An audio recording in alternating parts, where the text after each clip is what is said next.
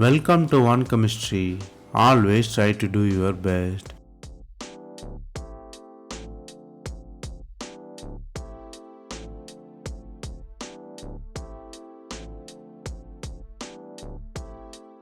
Now, let us see about 100 concepts in organic chemistry. We are seeing it as episode. This is the episode number 30. If you didn't watch previous episodes, I encourage you to go and see. Here, we solve 5 problems step by step. Stay tuned.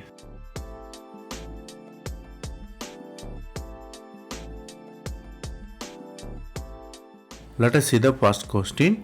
The compound has fused 6-member ring with alkene, which is on inside and outside. The inside alkene attached with the esters there. You are using zinc copper couple and the methyl iodide. They ask you to find the product. The products are where the methylation occur. Methylation occur at the isolated double bond or the inside double bond, or the new reduction happen at the ester or the epoxide formation at the ester. So there are the 4 possibilities. So from the reactant and the reagent, you might realize the question is really about reagent versus its regioselectivity. The answer is D. Let us see how.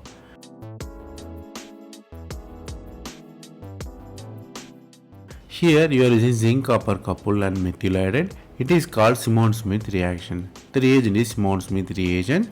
It only methylates the isolated double bond. Here isolated double bond is in the first ring, so methylation occurs. You have new 3-member cyclic ring. So the answer is clearly D there.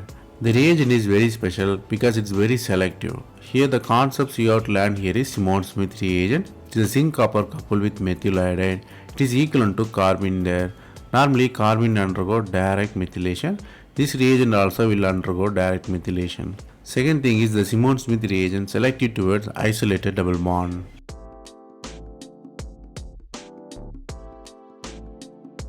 Then let us see the next question. Here they given 2-fluoroethanol. They are asking stable configuration.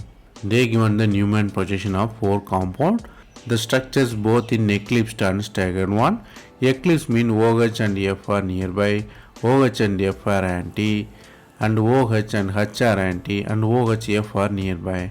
So there is a skew and staggered information. So the position of OH and F differs, as well as the eclipse and staggered conformation given. They are asking which position of fluorine will be stable. So from the structure and the possible projection, you might realize the question is about functional group versus its stability. The answer is B. Let us see how. Here first you have to know the concept. Normally staggered form is very stabler than eclipse form because of the steric repulsion. Staggered form is very free, in normally assumed as stable here. Second thing is intramolecular hydrogen bond.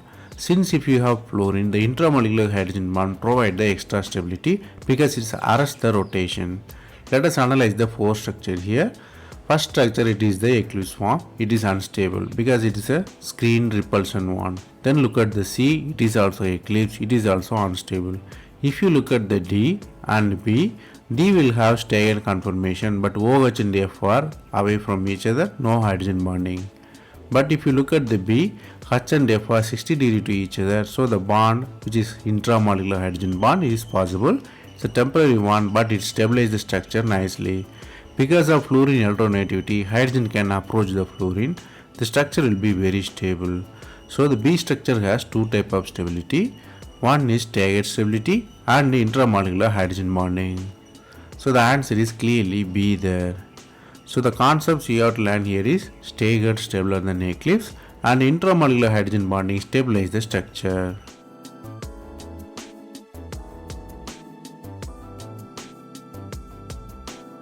Then let us see the next question. You have the pyridine attached with the side chain which has O connection and another heteroatom O. You are using the butyl lithium and iodine and chlorine substituted ethane. Here they given the 4 possibilities, whether the chlorine are attached to the ring or iodine are attached to the ring, whether it is attached in the second position or the 4th position. So there are the 4 possibilities. So from the reactant pyridine and the butyl lithium and the halide, you might realize the question is really about regioselective halogenation of pyridine there. The answer is C. Let us see how. Here starting middle you have the side chain. Side chain have the possibility of ortholithiation. Ortholithiation is a very important concept because it directs the substituents to the ortho position. Here I shown the intermediate. Once the protons are removed, the lithium can coordinate with the oxygen. It's a temporary coordination, it's a kind of chelation effect. So the oxygen chelate with lithium, you have 6-member transition state. Next you have the reagent. The reagent can break it up, you have the formation of alkene and the hydrochloride. So what really happens is iodine possesses the positive charge, so it replaces the lithium there. So definitely iodine attacks the ring which is in the ortho position. So iodine substitution in the pyridine ring in the 4th position. So the answer is clearly C. Here the concepts you have to learn here is the ortholithiation, which is the guided substitution of the compound. Second thing is hydrochloroethane. It is the supplier of both alkene and hydrochlorine.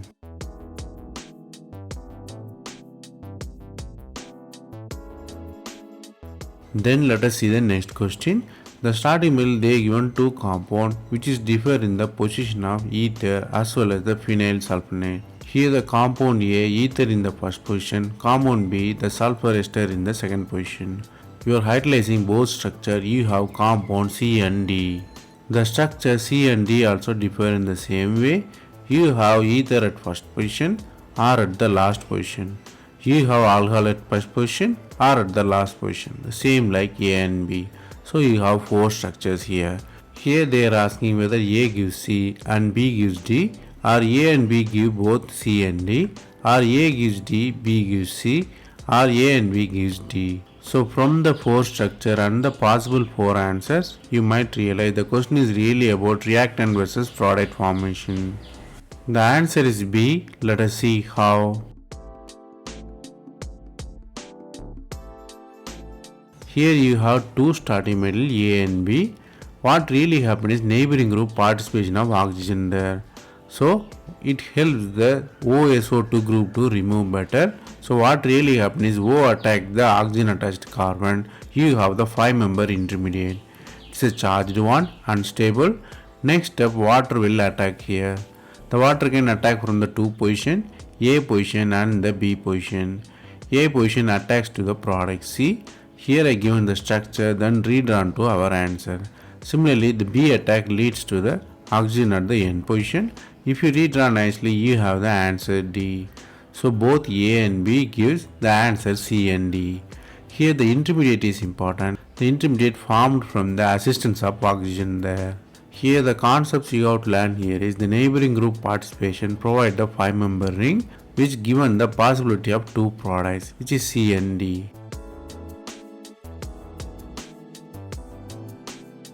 Then the next question, they are asking DMSO with deuterated one. All hydrogens are deuterated. They are asking C13NMR. They have signal at 39.7. They are asking the splitting of the signal. Whether signal is singlet or triplet or quintet or septet. So from the structure and the question of NMR, you might understand that the question is really about chemical shift and its splitting. The answer is D. Let us see how. Here you have 2 carbon in the system, which is A carbon and B carbon. A carbon is carbonyl there. The carbonyl chemical shift come around 200 ppm. Another is the methyl carbon. It is come around 40 ppm. So that is our point of interest. So we need to find the splitting of CD3 there. Here both CD3 are same. So we have to find either one of it. We have to know D spin value is 1. The multiplicity is 2Ni plus 1. So the carbon coupled with 3 deuterium mean 2, 3 multiplied by 1 and plus 1. So 6 plus 1, 7. So the answer is clearly D. It's a septet one. Here the concepts you have to learn here is chemical shift of the carbon system. Here one is for carbonyl, one is for methyl. Second thing is you have to know the spin value of all the atom. Here for D spin value is 1.